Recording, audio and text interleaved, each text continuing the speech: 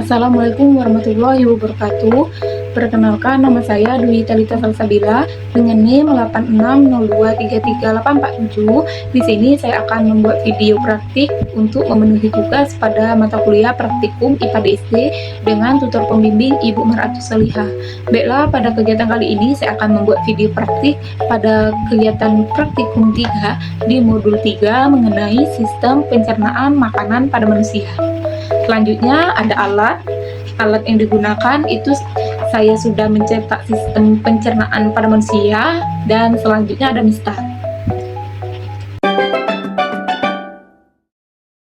Lanjut, kemudian kita akan masuk ke tahap penjelasan mengenai sistem pencernaan makanan pada manusia.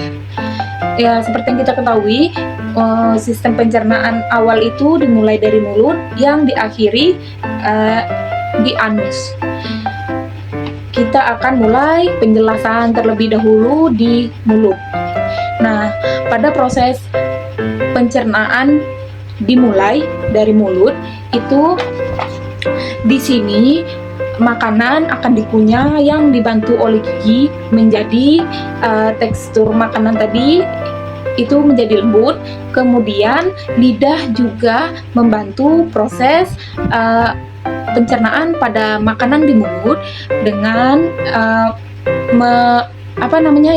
dengan mencampurkan makanan tadi dengan air liur yang mengandung enzim amilase. Nah, enzim amilase ini berfungsi untuk memecah karbohidrat menjadi gula sederhana. Jadi di mulut itu terjadi pencernaan secara mekanik dan kimiawi.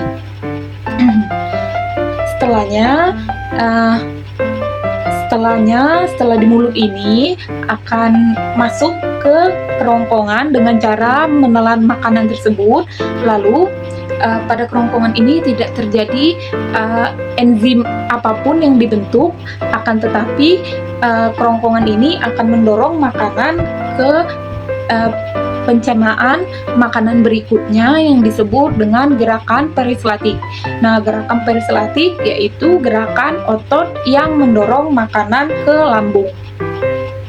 Oke, yang selanjutnya kita akan beralih ke lambung.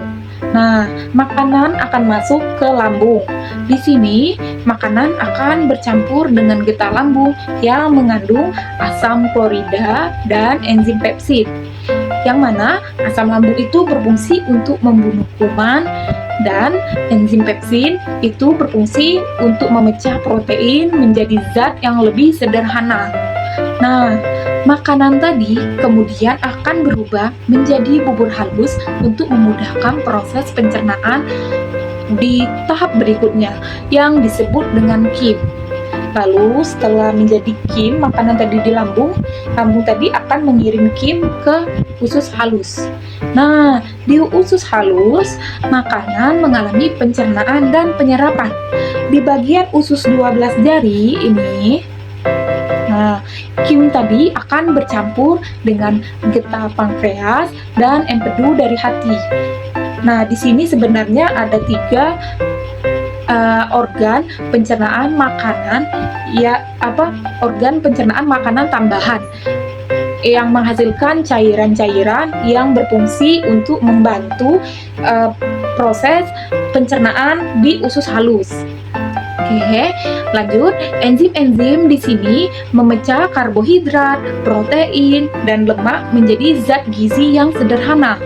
Selanjutnya, zat gizi seperti glukosa, asam amino, dan asam lemak diserap oleh jonjot-jonjot usus yang dibawa ke seluruh tubuh.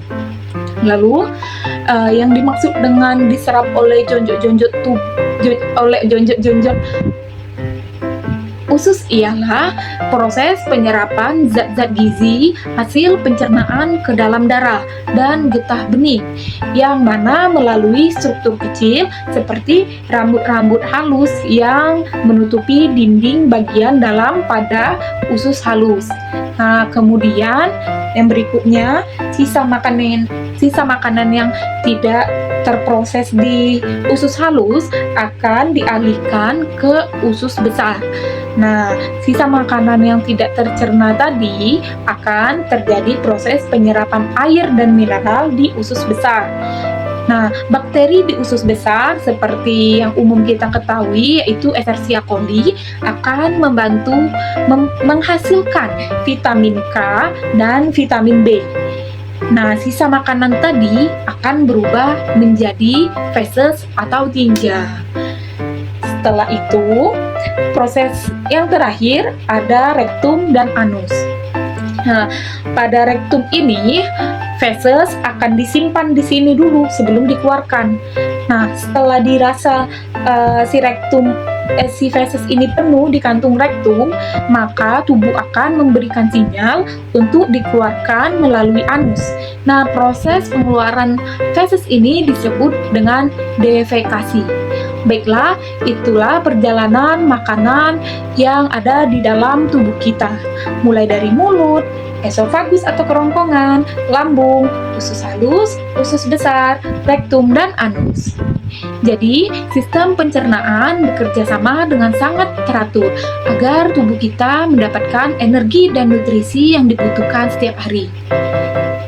Baiklah, itu saja penjelasan sistem pencernaan makanan pada manusia dari saya. Saya Dwi Talita Salsabila mengucapkan terima kasih. Wassalamualaikum warahmatullahi wabarakatuh.